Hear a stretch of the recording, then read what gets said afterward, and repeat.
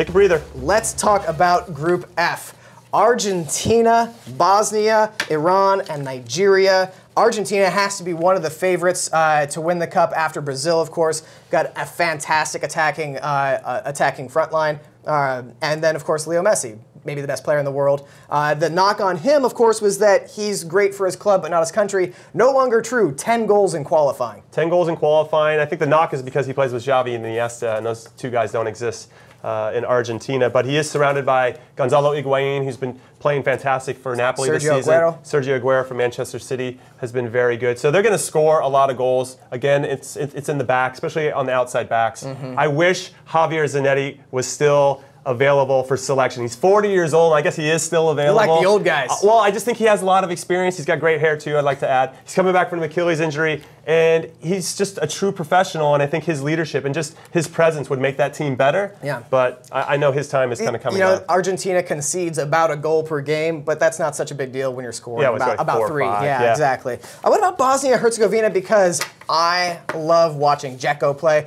Just a fantastic world-class striker for Manchester City. And really gave us, I say us, the American squad side a very tough time in Sarajevo, even though the USA got the result there. Of course we did. It was a friendly, and they put in the reserves after the half. No, they got Dzeko, Pjanic. Pjanic, a great playmaker Begovic, for AS Roma. Yeah, Ibisevic. I mean, they've got a lot of talent there. Again, I think their weakness is in defense. They have moments where they struggle keeping their compactness, keeping their shape.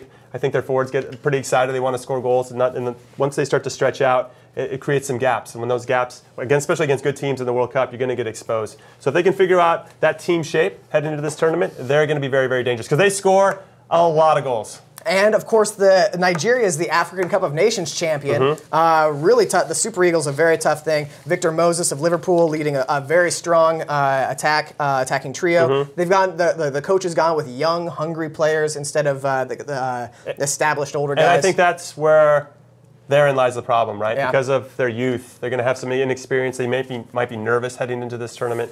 I think that goes away after game 1. But game 1 could be, for me, it's the most pivotal game because you want to get some points. You want to create some good confidence heading into your other games. So I'm a little wary of Nigeria because they're so young. But because of that, maybe they are just foolish and naive and don't care about any of the pressure and just go out and play. Now, Iran round out the group. They don't have a ton of depth, but they're sneaky good. They're actually one of the best teams in Asia. They beat South Korea twice in qualifying.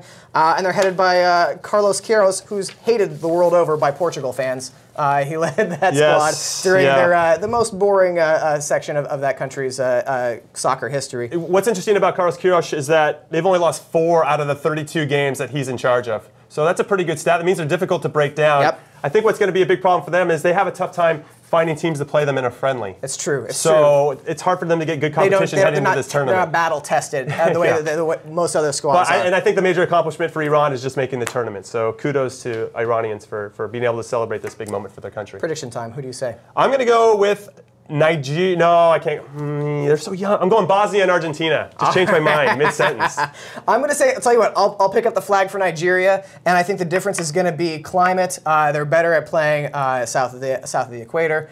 So I say Argentina leads the group, and then Nigeria comes out second. I respect that. So plus, I don't want to be quite so Anglo-centric, you know. Okay. So I'm going to take the African team.